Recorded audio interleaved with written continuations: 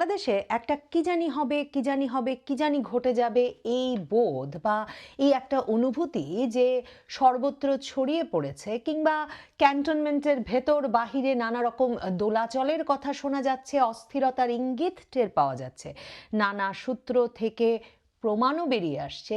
তার একটা বড় কারণ এই যে 10ই মে আসলে হাসনাত আবদুল্লাহর ডাকে যমুনা এবং তারপর শাহবাগ ব্লকেডের পর শুধুমাত্র যে অন্তর্বর্তীকালীন সরকার আওয়ামী লীগের রাজনৈতিক কর্মকাণ্ড, মানে আওয়ামী লীগ এবং তার অঙ্গ সংগঠন সমূহের রাজনৈতিক কর্মকাণ্ড নিষিদ্ধ ঘোষণা করেছে তাই কিন্তু নয়। সেদিন অন্তর্বর্তীকালীন সরকারের তরফে স্পষ্ট ঘোষণা দেওয়া হয়েছে যে 10ই মে থেকে 30 দিনের মধ্যে জুলাই ঘোষণাপত্র আসতে যাচ্ছে। আপনারা জানেন, আমি নবনীতা চৌধুরীর বয়ানে স্পষ্টতই আলোচনা করেছি যে জুলাই ঘোষণাপত্র ঘোষণার সর্ববৃহৎ যে প্রভাব পড়বে, যেটা সাথে সাথে ঘটবে জুলাই ঘোষণাপত্র আসা মাত্র, সেটি হচ্ছে বাংলাদেশের সংবিধান বাতিল হয়ে যাবে, যেটিকে এনসিপি মুজিববাদী সংবিধান বলে, 72-এর সংবিধান, যেটি বাংলাদেশের বর্তমান সংবিধান, সেই সংবিধানটি বাতিল হয়ে যাবে। তাহলে সেই সংবিধান বাতিল হয়ে গেলে সাংবিধানিক পদগুলোর কি হবে? বাংলাদেশের সংবিধানের সর্বোচ্চ সাংবিধানিক পদ হচ্ছে রাষ্ট্রপতির পদটি, এবং 5ই আগস্টের পরের ঘটনা প্রবাহ যদি আরেকবার মনে করে দেখবেন যে সেনাপ্রধান যখন আমাদের সামনে এসে ঘোষণা দিলেন, সংবাদ মাধ্যমের সামনে এসে আমরা টেলিভিশনের পর্দায় দেখছি যে তিনি বলছেন প্রধানমন্ত্রী শেখ হাসিনা পদত্যাগ করেছেন আর সেনাবাহিনী বাংলাদেশের জনগণের জানমালের দায়িত্ব নিচ্ছে এবং খুব দ্রুত একটা অন্তর্বর্তীকালীন সরকার গঠনের জন্য তারা রাজনৈতিক দলগুলোর সঙ্গে আলোচনা শুরু করেছে।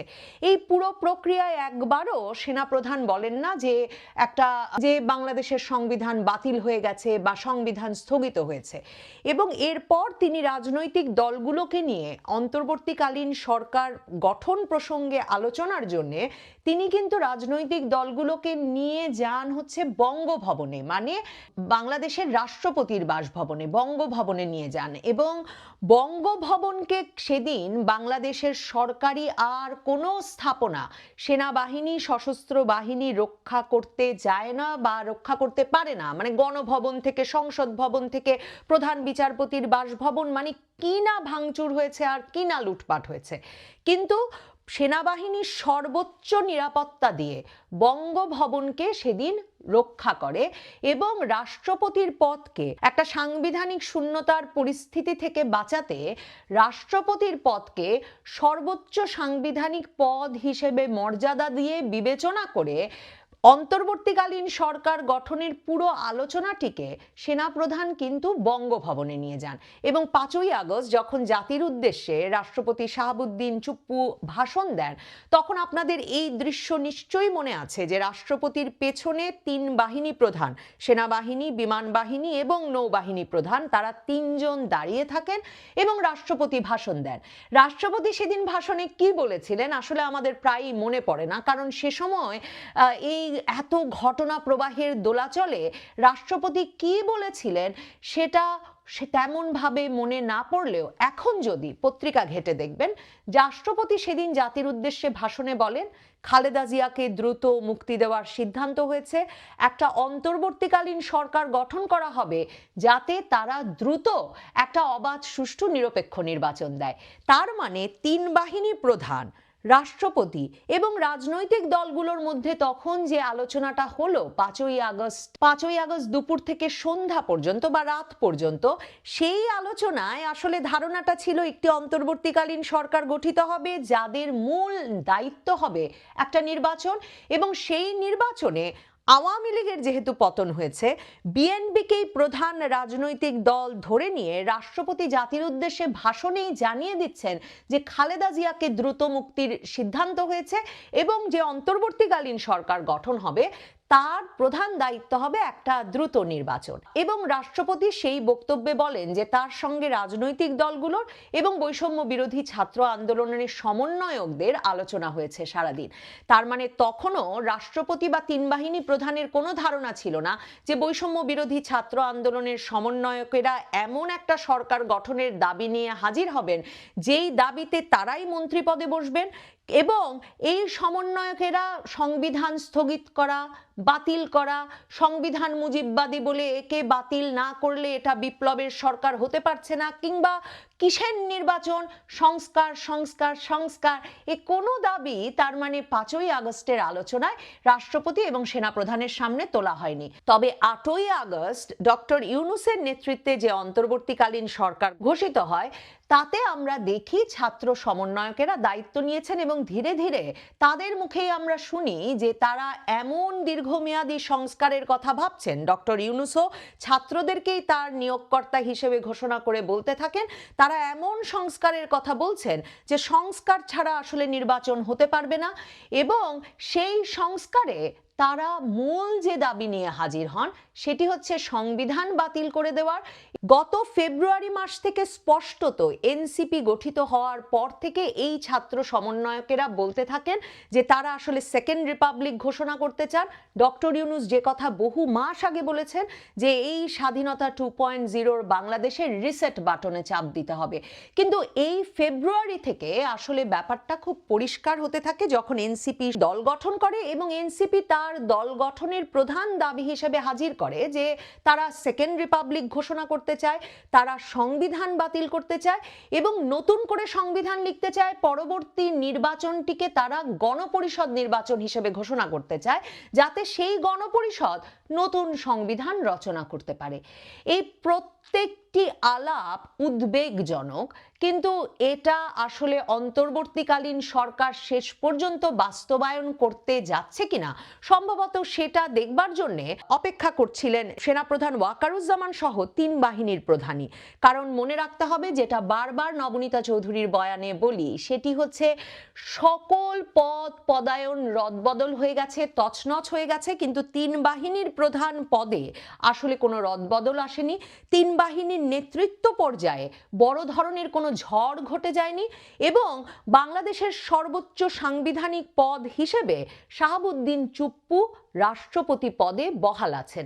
এবং এই 3 বাহিনী প্রধানই যে রাষ্ট্রের সর্বোচ্চ সাংবিধানিক পদটিকে বজায় রাখতে এবং সংবিধানের ধারাবাহিকতা বজায় রাখার ক্ষেত্রে অত্যন্ত গুরুত্ব দিচ্ছেন, তার কিছু প্রমাণ আপনাদেরকে হাজির করি। দেখুন, আমরা অক্টোবর মাস পর্যন্ত, মানে আগস্টে ইউনূস সরকার গঠিত হওয়ার পর অক্টোবর মাস পর্যন্ত দেখেছি প্রতি মাসে সেনাপ্রধান রাষ্ট্রপতির সঙ্গে দেখা করতে গেছেন এবং সেটা কিন্তু সংবাদে এসেছে। নভেম্বর মাসে 21শে নভেম্বর সশস্ত্র বাহিনী দিবস উপলক্ষে 3 বাহিনী প্রধানই বঙ্গভবনে গিয়ে তার সঙ্গে দেখা করে এসেছেন। এরপর থেকে পত্রিকায় সেনাপ্রধান বা বিমান বাহিনী প্রধান বা নৌবাহিনী প্রধানের সঙ্গে রাষ্ট্রপতির নিয়মিত সাক্ষাতের কোনো খবর আসে না। হতে পারে খবর প্রকাশেও একটা নিরুৎসাহিত করা হচ্ছে বা বাধা দেওয়া হচ্ছে। এবং গত কয়েক মাসে ক্রমাগতভাবে আমরা দেখি রাষ্ট্রপতির খবরাখবর পত্রিকায় কমতে থাকে। বঙ্গভবনে আমরা কখনো প্রধান উপদেষ্টাকে যেতে দেখি না। এমনকি গত ঈদে আমরা দেখি যে রাষ্ট্রপতি ঈদের নামাজ পড়তে বরাবরের মতো জাতীয় ঈদগাহেও যান না, তিনি বঙ্গভবনেই আটকা থাকেন ঈদের দিনেও নামাজ পড়ার ক্ষেত্রে। এবং ঈদের যে কুশল বিনিময় অনুষ্ঠান বঙ্গভবনে সবসময় ঐতিহ্যগতভাবে ঘটে এসেছে, সেখানেও আমরা প্রধান উপদেষ্টাকে যেতে দেখি না। সেখানে আমরা উপদেষ্টা পরিষদের একমাত্র ধর্ম উপদেষ্টা ছাড়া কাউকে উপস্থিত হতে দেখি না। সেখানে ছাত্র সমন্বয়কেরা যারা অগাস্ট মাসে 5ই আগস্টেই গিয়ে উপস্থিত হয়েছিলেন বঙ্গভবনে রাষ্ট্রপতির সঙ্গে আলোচনা করে অন্তর্বর্তী সরকার গঠনের সেই আলোচনায়, তাদের কাউকেও আমরা দেখি না। আমরা দেখি সেই কুশল বিনিময় অনুষ্ঠানে বাংলাদেশের অন্য বেশ কিছু রাজনৈতিক দলের নেতৃবৃন্দের পাশাপাশি গিয়ে উপস্থিত হয়েছেন 3 বাহিনী প্রধান। আমরা দেখি বঙ্গভবনে স্বাধীনতা দিবসকে সামনে রেখে, সেটা রমজান মাসও ছিল, কাজেই যে ইফতার অনুষ্ঠানের আয়োজন করা হয় সেখানেও সেনাবাহিনী প্রধান যান এবং বঙ্গভবনে নামাজের ইমামতি করেন তিনি। কাজেই রাষ্ট্রপতি পদের মর্যাদা ধরে রাখতে, এই পদের উচ্চতা ধরে রাখতে 3 বাহিনী প্রধান যে কাজ করছেন সেটাকে আমি অত্যন্ত তাৎপর্যপূর্ণ বলে মনে করি। কারণ মনে রাখতে হবে, সেনাপ্রধান বদল করার ক্ষেত্রে রাষ্ট্রপতির স্বাক্ষরের প্রয়োজন হবে। সংবিধানে লেখা আছে বটে যে রাষ্ট্রপতি স্বাক্ষর করবেন প্রধানমন্ত্রীর পরামর্শক্রমে, কিন্তু মনে রাখবেন প্রধানমন্ত্রীর পরামর্শ মেনে নেওয়ার বিষয়টি একটা প্রথা বটে। রাষ্ট্রপতি স্বাক্ষর না করলে সেনাপ্রধান কিংবা সশস্ত্র বাহিনীর কোনো প্রধানকে প্রধানমন্ত্রী চাইলেই পাল্টে দিতে পারেন না। আর প্রধান উপদেষ্টা পদটির কিন্তু কোনো সাংবিধানিক ভিত্তি নেই বাংলাদেশে। এটা একটা নির্বাহী আদেশের মাধ্যমে এখন বলা হয়েছে যে প্রধানমন্ত্রী পদের সমমর্যাদায় প্রধান উপদেষ্টা পদটিকে বিবেচনা করতে হবে। কাজেই বাংলাদেশের যে বর্তমান সংবিধান, সে সংবিধানে যে পদটি সর্বোচ্চ ক্ষমতার অধিকারী, সেই পদটি রাষ্ট্রপতি চুপ্পুর। আমরা জানি হাসনাত আব্দুল্লাহ সহ জুলাই আগস্ট আন্দোলনে নেতৃত্ব দানকারী পক্ষটি বারবার মনে করিয়ে দেয় যে সেনাপ্রধান ওয়াকারুজ্জামান হাসিনার লোক। তারা বারবার মনে করিয়ে দেয়, তারা বারবার বলে যে রাষ্ট্রপতি শাহাবুদ্দিন চুপ্পুকে বঙ্গভবন থেকে অপসারণ করা না পর্যন্ত আসলে জুলাই আগস্ট আন্দোলনের মূল লক্ষ্য নাকি কিছুতেই অর্জন করা যাবে না। আপনাদের মনে থাকবে 22শে অক্টোবর মঙ্গলবারে হাসনাত আব্দুল্লাহ বঙ্গভবন ঘেরাও করে ঘোষণা দিয়েছিলেন 24 থেকে 48 ঘন্টার মধ্যে শাহাবুদ্দিন চুপ্পুকে বঙ্গভবন থেকে অপসারণ করে তবে তারা বঙ্গভবন এলাকা ছাড়বেন। তারপর অবশ্য সে সময় বঙ্গভবন এলাকা ছেড়ে আসতে হয় তাদের। কাজেই এই ছাত্র সমন্বয়কেরা হাসনাত আব্দুল্লাহ বিশেষভাবে বারবার যে বিপ্লবের কথা বলছেন, বারবার সশস্ত্র বাহিনী বা 3 বাহিনী প্রধান কিংবা সেনাপ্রধান ওয়াকারুজ্জামান যেই হিসেবে যেই প্রক্রিয়ায় আসলে অন্তর্বর্তীকালীন সরকার গঠন করে দিয়ে একটা নির্বাচনের পথে বাংলাদেশকে নিয়ে যেতে চেয়েছিলেন, সেই পথ থেকে সরিয়ে সেকেন্ড রিপাবলিক, সংবিধান বাতিল, রিসেট বাটন, নতুন বাংলাদেশ, স্বাধীনতা 2.0 স্বপ্ন বাস্তবায়নের যে কার্যক্রম হাতে নিয়েছে বা যে উদ্দেশ্যগুলো সাধনে বারবার সেনাপ্রধানের দিকে চ্যালেঞ্জ ছুড়ে দিচ্ছে, তার প্রতিক্রিয়া হচ্ছে সর্বাত্মক বিশৃঙ্খলা। সেই ভয় বিশেষভাবে 10ই মে অন্তর্বর্তীকালীন সরকার হাসনাত আব্দুল্লাহর দেওয়া ডেডলাইনের জবাবে আওয়ামী লীগের কার্যক্রম নিষিদ্ধ ঘোষণা এবং জুলাই ঘোষণাপত্র 30 দিনের মধ্যে ঘোষণার প্রতিশ্রুতি দেওয়ার পর আসলে ওয়াকারুজ্জামান, সেনাপ্রধান ওয়াকারুজ্জামানের পিঠ দেওয়ালে ঠেকে গেছে। জুলাই ঘোষণাপত্র আসছে, সংবিধান বাতিল হবে, বঙ্গভবন থেকে ছাত্র জনতা রাষ্ট্রপতি শাহাবুদ্দিন চুপ্পুকে বের করে নিয়ে এসে আসলে কি করতে চান? তারা রাষ্ট্রপতি শাহাবুদ্দিন চুপ্পুকে কি বঙ্গভবন থেকে সরাসরি কারাগারে নিয়ে যাওয়া হবে, নাকি বাংলাদেশ 2025 সালে এমন অনিয়মের দিকে, এমন বিচারের দিকে কিংবা এমন বিপ্লবের দিকে হাঁটতে পারে কিনা? আমার মনে হয় এখন গুরুত্বের সঙ্গে গুরুতরভাবে সেনাপ্রধানকে সেটা বিবেচনা করতে হচ্ছে। কারণ মনে রাখবেন, রাষ্ট্রপতি পদ না থাকা মানে সেনাপ্রধানকে পাল্টে ফেলা, সশস্ত্র বাহিনীর সবগুলো পদে ব্যাপক রদবদল আনা, ঠিক যেভাবে বাংলাদেশের আর সকল বেসামরিক প্রশাসনে ঘটেছে, সেটা ঘটিয়ে ফেলা কোনো বিষয়ই থাকবে না।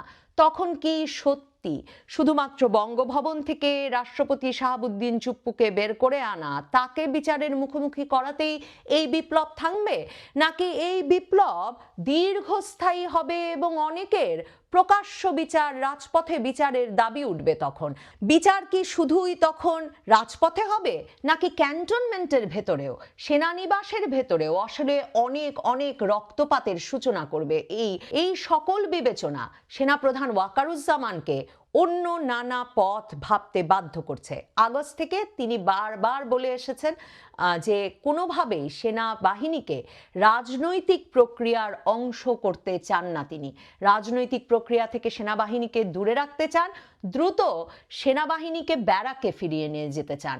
কিন্তু পরিস্থিতি অন্যদিকেও এমন যে অন্তর্বর্তীকালীন সরকারের যেহেতু নির্বাচনের কোনো আগ্রহ নেই এবং আইন শৃঙ্খলা পরিস্থিতি ক্রমাগত যেভাবে হাতের বাইরে চলে যাচ্ছে, তাতে খুব শিগগিরই তিনি সেনাবাহিনীকে ব্যারাকে ফিরিয়ে আনতে পারবেন সে সম্ভাবনাও দেখছেন না। এই অবস্থায় স্থিতিশীলতার স্বার্থে বাংলাদেশে একটা নির্বাচনকালীন সরকার গঠন করে দ্রুত নির্বাচনের মাধ্যমে রাজনৈতিক পক্ষকে ক্ষমতা হস্তান্তরের জন্য, অবাধ সুষ্ঠু নিরপেক্ষ নির্বাচনের জন্য সম্ভবত সেনাপ্রধান ওয়াকারুজ্জামানের সামনে তার চেয়েও বড় কথা, রাষ্ট্রপতি শাহাবুদ্দিন চুপ্পুর সামনে একটাই পথ খোলা আছে।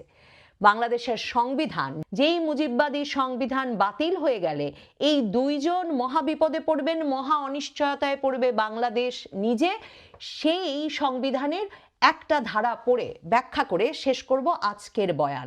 অনেকেই বাংলাদেশের সংবিধানটাকে এমনভাবে ব্যাখ্যা করেন, বলেন যে 141-এর ক এই অনুচ্ছেদ অনুযায়ী রাষ্ট্রপতির নিজের জরুরি অবস্থা ঘোষণার কোনো অধিকার নাই, কারণ সেখানে বলা আছে যে অনুরূপ ঘোষণার বৈধতার জন্য ঘোষণার পূর্বেই প্রধানমন্ত্রীর প্রতি স্বাক্ষর প্রয়োজন হইবে। তারা সবসময় এড়িয়ে যান যে 141-এর ক-এর 3 এই অনুচ্ছেদে পরিষ্কারভাবে বলা আছে যে রাষ্ট্রপতি আসলে প্রতিস্বাক্ষর ছাড়াও, প্রধানমন্ত্রীর কোনরূপ প্রতিস্বাক্ষর ছাড়াও জরুরি অবস্থা ঘোষণা করিতে পারিবেন যখন যুদ্ধ বা বহিরাক্রমণ বা আভ্যন্তরীণ গোলযোগের বিপদ আসন্ন বলিয়া রাষ্ট্রপতির নিকট সন্তোষজনকভাবে প্রতীয়মান হইলে, প্রকৃত যুদ্ধ বা বহিরাক্রমণ বা আভ্যন্তরীণ গোলযোগ সংঘটিত হইবার পূর্বে তিনি অনুরূপ যুদ্ধ বা বহিরাক্রমণ বা আভ্যন্তরীণ গোলযোগের জন্য বাংলাদেশ বা উহার যে কোনো অংশের নিরাপত্তা বিপন্ন বলিয়া জরুরি অবস্থা ঘোষণা করিতে পারিবেন। ভুলে গেলে চলে না যে আমরা যারা প্রায়শই প্রধানমন্ত্রী এবং রাষ্ট্রপতির ক্ষমতার ভারসাম্য আছে কিনা বাংলাদেশের সংবিধানে তা নিয়ে নানা রকম আলাপ করি, তারা 141-এর ক-এর 3-এ রাষ্ট্রপতিকে এই যে গুরুত্বপূর্ণ ক্ষমতাটি দেওয়া হয়েছে, যেখানে তিনি জরুরি অবস্থা জারি করতে পারেন বহিঃশত্রুর আক্রমণের কথা ভাবলে কিংবা আভ্যন্তরীণ গোলযোগের আশঙ্কা করলে, এবং যেখানে তার প্রধানমন্ত্রীর প্রতিস্বাক্ষরের, প্রধানমন্ত্রীর অনুমোদনের কোনো প্রয়োজন নাই, সেই কথাটি আমরা প্রায়শই উল্লেখ করতে ভুলে যাই। আমার মনে হয় বাংলাদেশের সংবিধানটি বাতিল হয়ে যাওয়ার আগে 141-এর ক-এর 3 অনুচ্ছেদটি অত্যন্ত গুরুত্বপূর্ণ হয়ে উঠতে পারে। আর সেটাও তো ভুলে গেলে চলে না যে বাংলাদেশে এখন কোনো প্রধানমন্ত্রী নাই, আর প্রধান উপদেষ্টার